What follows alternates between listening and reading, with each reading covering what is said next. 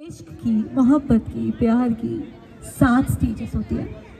दिलकशी, जब किसी को देखते ही दिल में एक सुकून सा महसूस होने लगता है और वो ये जानने लगते हैं कि इस शख्स के साथ मुझे अपना सारा जीवन बिताना है।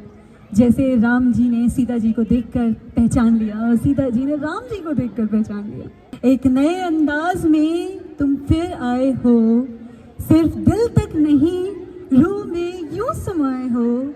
रिश्ता क्या था हमारा, रिश्ता क्या था हमारा जो फिर दिल लगाऊं मैं। रिश्ता क्या था हमारा जो फिर दिल लगाऊं मैं।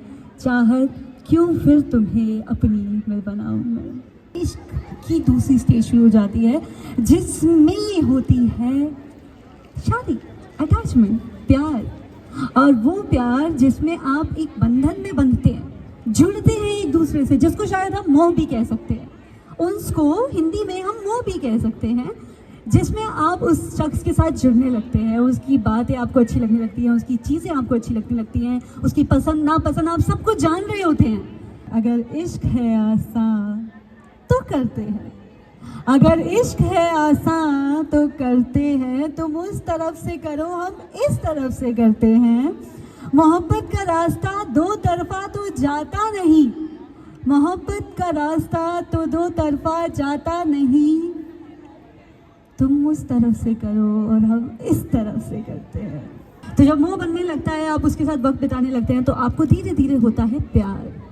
जी हाँ, जिसको हम नॉर्मली इंग्लिश लैंग्वेज में लव कहते हैं। और वही प्यार शायद सीता जी को राम जी से तब हुआ होगा जब उन्होंने कहा होगा कि राम, मैं तुम्हारे साथ बन जाऊंगी। इश्क में दर्द को जाहिर नहीं किया जाता, इश्क में दर्द को जाहिर नहीं किया जाता। अगर हो भी तो फिर भी नहीं कहा जाता। महबूब की चाहत के आगे तुम्हारा कैसा ये दर्द, महबूब की चाहत के आगे तुम्हारा कैसा ये दर्द। अपनी चाहत नहीं देखी जाती और इश्क को धोखा नहीं दिया जाता। तो बस हमारी सीता माता जी ने तय किया कि अब वो वनवास के लिए राम जी के साथ ही जाएंगी और सारे ऐशो आराम, सारा पैसा, सारी चीज़ें छोड़कर वो अपने मोहब्बत को, अपने प्यार को पाने के लिए, उनके साथ रहने के लिए अपने अगले पड़ाव, इश्क के अगले पड़ाव में पड़ी, जो कि अकीदत यानी कि भरोसा। तो जब कोई दो लोग एक दूसरे के साथ रह रहे होते हैं तो सबसे ज़्यादा खूबसूरत चीज़ जब उनको प्यार हो जाता है उसके बाद होती है भरोसे की, कि अब आपको पता है कि सामने वाला आपको हमेशा साथ देगा, हमेशा आपके साथ खड़ा रहेगा।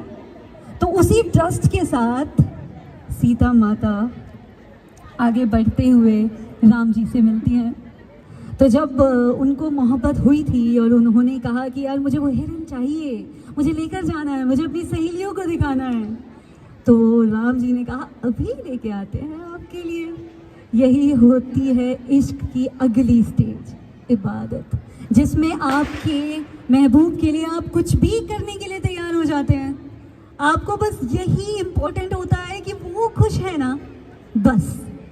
और उसको खुश करने के लिए आप वो हर चीज़ करने को तैयार हैं जो शायद आपकी कैपेबिलिटीज से भी अलग है। तो जब वो गए, हम सब बाकी की स्टोरी कहानी जानते हैं।